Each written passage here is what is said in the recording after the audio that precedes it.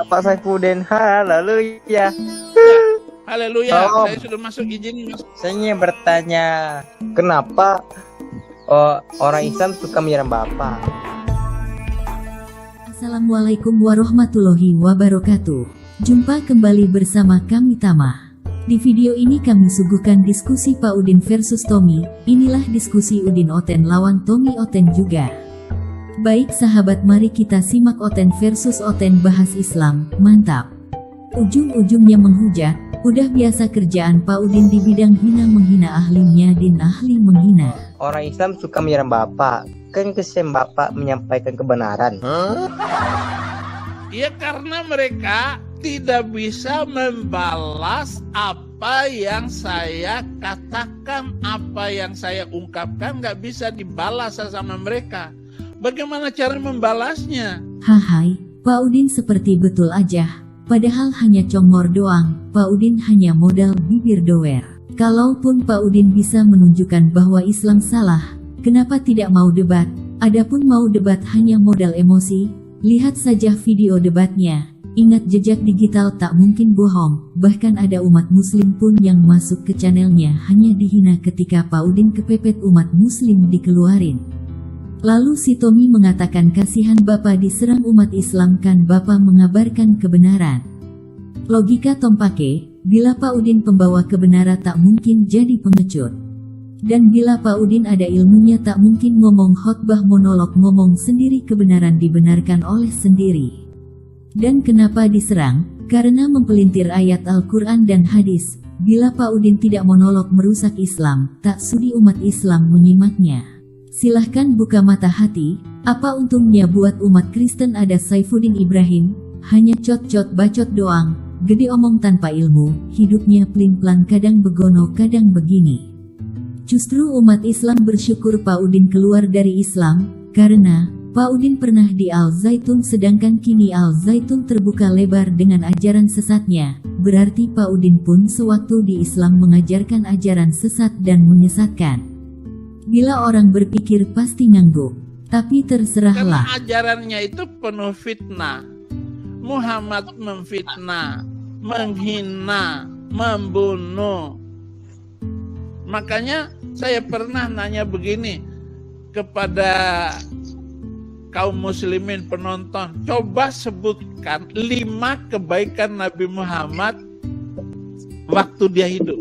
Nggak ada apa kebaikannya. Itulah bisanya Saifuddin, makanya Saifuddin emang ahlinya ahli di bidang caci maki. Bila Saifuddin ada ilmunya, buat kajian, bawa buktinya, bawa faktanya, ajak adu argumentasi sejumlah para ahli di bidang rohani, karena kebenaran harus dikaji dan diuji, bukan ngomong sendiri jadi kebenaran apa yang Pak Udin bawa, ayo. Lagian apa kontribusinya Pak Udin ini untuk umat Kristen? Bila kita melihat fakta, hidup di Indonesia jangankan membunuh, memukul saja bisa dipenjara. Nah jadi Pak Udin ini hanya fitnah belaka, nuduh-nuduh ke orang lain begono begini padahal dirinya sendiri yang Jadi brainwash. begitu, itu sebabnya saya dihina dan diejek. Tetapi kalau tahu itu ilmu komunikasi, saya diejek setiap hari, wajah saya ada di YouTube, itu berarti ini orang menyimpan apa? Kenapa kok orang selalu membicarakan dia setiap hari? Itu. Nah itu maksudnya Tommy. Mereka nggak mampu membalasnya. Oh, Jangankan ya gitu channel-channel ya. yang nggak ngerti apa-apa seperti Aceh Habibie, Nandar. Saya minta Majelis Ulama Indonesia untuk membahas, membalas setiap apa yang saya sampaikan. Jadi begitu. Inilah kebodohan Saifuddin, minta dibalas, boro-boro oleh MUI yang tidak mungkin menanggapi orang pelin-pelan seperti Pak Udin. Oleh YouTuber muslim saja tidak mampu dia menjawab, jadi Pak Udin hanya besar mulut. Silahkan pikir, kalau Pak Udin ada ilmunya sewaktu di Indonesia pasti dia datang ke MUI untuk membahas bila ada yang keliru. Nah ini hanya bisa omong dari jauh, prantantang prententeng ngomong sendirian. Padahal tidak ada salahnya bila Pak Udin masuk ke room debat yang marak saat ini, tapi apa buktinya? Dia tidak mau karena tidak punya ilmu. Hanya orang bodoh yang dibodohi Pak Udin. Dan untuk apa Pak Udin bertindak seperti itu bikin rugi diri sendiri. Saya ingin bertanya Bapak. Ya Shalom pendeta. Saya ingin bertanya. Apa itu Bapak benar Nabi Muhammad itu wujud dan merupakan penutup para nabi umat manusia? Nabi Muhammad itu wujud ya? Kata Muhammad, wa akhir da'wahum anilhamdulillahi rabbil alamin. Akhir dari setiap penutup khutbah mereka, ucapan mereka dengan alhamdulillah, wa huwa khataman nabi. Dia adalah nabi terakhir. Itu dinyanyikan di masjid itu. Padahal akal-akalan Muhammad untuk mengatakan dia nabi. Padahal dalam sejarah dunia, dalam sejarah Alkitab, tidak ada nabi dari Arab. Semua nabi dari Bani Israel. Gitu Tommy. Oh, Bapak, saya orang yang suka membaca. Bapak kenal sama tokoh itu Orientalis Barat bernama Michael Hart yang menyenaraikan 100 tokoh paling berpengaruh di seantero dunia. Ya, dia meletakkan nama Nabi Muhammad itu nomor 1 dan Yesus nomor 2. Apakah pandangan Bapak sebagai pendeta yang disegani? Yesus nomor 3, bukan nomor 2. Yesus nomor 2, Muhammad nomor 1. Muhammad, ya, Nabi nomor Muhammad 3 itu Yesus. Ya. Diletakkan oleh Michael Hart. Michael Hart yang menulis buku itu sudah terkenal 30 tahun yang lalu, 35 tahun yang lalu, menempatkan Muhammad nomor 1 manusia paling berpengaruh di dunia. Kenapa berpengaruh?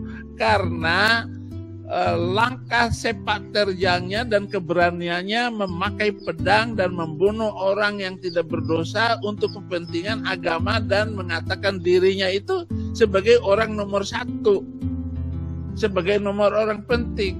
Saya setuju, apalagi waktu saya jadi Islam, buku itu saya jadikan bahan khutbah saya kemana-mana di masjid-masjid waktu saya Muslim. Tetapi apa yang terjadi? Masa Nabi Muhammad disejajarkan dengan Napoleon Bonaparte? Parah banget nih Pak Udin. Tersesat jauh nih Pak Udin. Sahabat, bila dia punya dalil yang benar tanpa dipelintir, wah sombongnya bukan main. Tentu para debaters Muslim dia tantang semua. Pastinya, dia akan unjuk gigi. Tapi apa yang terbukti, dia tidak bisa apa-apa, karena dia hanya bisa omong kosong. Yang diomongkannya hanya akal-akalan dia saja. Makanya, Pak Udin bisanya ngomong sendiri, tidak bisa membela iman Kristen, malah tidak bisa juga dia membantu para debaters Kristen di room debat. Kenapa? Karena ilmunya hanya ilmu-ilmuwan saja, artinya hanya dusta-dustaan, dan buat-buatan, juga akal-akalan saja, kebenaran menurut pikirannya sendiri bukan karena bukti. Sebuah pertanyaan, apakah Pak Udin ini ada kontribusinya untuk umat Kristen? Kami jawab tidak ada sama sekali, yang ada hanya jadi perusak nama baik Kristen saja. Monggo pikirin. Iya atau tidak, hati Anda yang akan berbicara. Disejajarkan juga dengan Isaac Newton. Orang yang begitu hebat di dalam menemukan banyak kepentingan kemajuan dunia, teknologi, dan ilmu pengetahuan. Jadi begitu. Jadi memang Michael Hunter Hart benar menempatkan itu. Tetapi ya bohong semuanya, nggak ada gunanya itu.